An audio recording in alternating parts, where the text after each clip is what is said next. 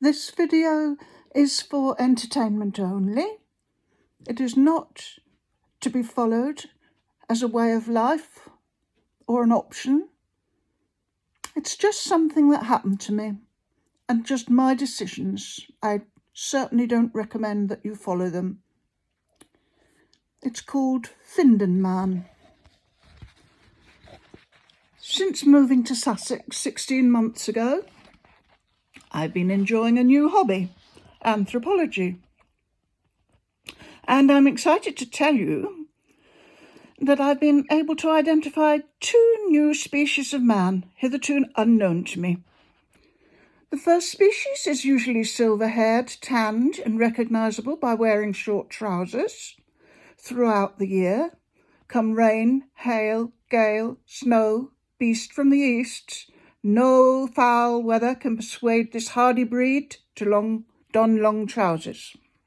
I call him Findon Man, as this is where I first noticed the phenomenon, and the closeness to Sisbury Ring made me think of the Neolithic hunters and flint miners who roamed these parts 8,000 years ago, girded only with animal skins. I believe Findon Man may prove to be a direct descendant of Neolithic man. Imagine my joy one afternoon in October 2017 at Climping Beach. A new variant of Findon Man came leaping across from the sandy strand to seek my assistance. Not silver-haired or tanned, and not wearing short trousers, but swimming trunks. This specimen of mankind hailed me, his arms flailing, as I was returning to my car with my dog after our afternoon walkie. He claimed to have lost all his clothes and his sacred hunting tools, mobile phone, wallet and keys, having left them on the beach to go for a swim. On emerging from the sea, his pile of personal essentials had vanished. He had searched high and low, and they were not to be found. He stood before me, naked except for his swimming trunks, and sought my aid.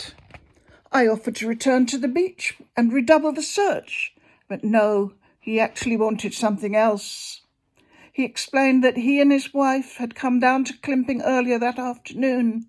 He had spent happy childhood holidays down here, and his first instinct when arriving at the B&B where they were staying was to run down to the beach, cast off his office gear and throw himself into the balmy waters of the English Channel. Clearly, whilst doing so, his goods and chattels had been acquired by other hunter-gatherers attending the beach that afternoon. He had given up on the notion of rediscovering it all. He wanted me to give him a lift back to his B&B, the other side of the A259. Now, keen as I am, as an anthropologist, to observe new species of mankind in their natural surroundings, I was rather wary of actually sharing my car with him.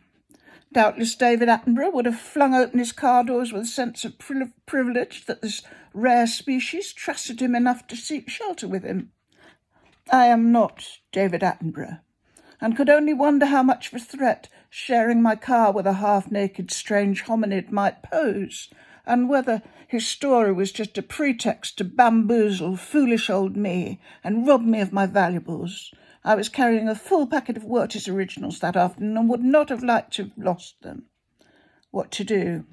I decided I was, if not exactly enthusiastic to closely inspect him, at least certainly reasonably entitled so to do.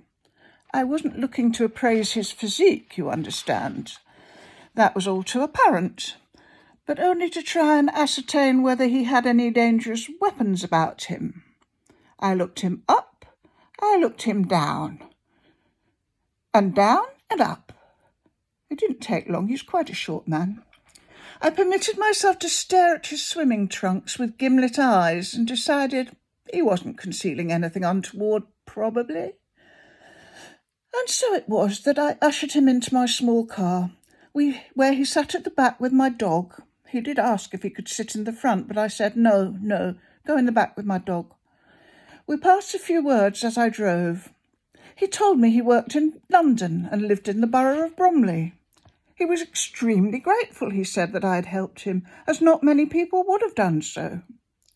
I drove him the short distance back to his B&B, and he scampered from the car with a backward flung "thank you." He left nothing but a damp patch on my car seat where his wet trunks had seeped seawater. Since these events, I've received advice from 3 people. My brother told me I should have told him to push off and leave me alone. My nephew told me he was proud of me for taking a risk at being kindly. And a friend threw up her hands and said, didn't I know I could have been murdered, and that the most successful murderers operate with no clothes on because no fibres are left behind for forensic specialists to pore over. I know Bromley quite well, having lived nearby and worked there for some time. I doubted a murderer from Bromley would need to have travelled to Climping to find a target, although I grant you it might also be hard to run around Bromley in wet swimming trunks, malice aforethought. The bottom-shaped shadow on my car upholstery soon dried out. I decided this person, although similar to, was definitely not a Findon Man, who I feel is more highly evolved to take care of himself. I have classified my Climping visitor as a species in his own right. And the British Museum has recognised him after I registered him as an endangered species. His name is Pratt's Bottom Man. I thank you.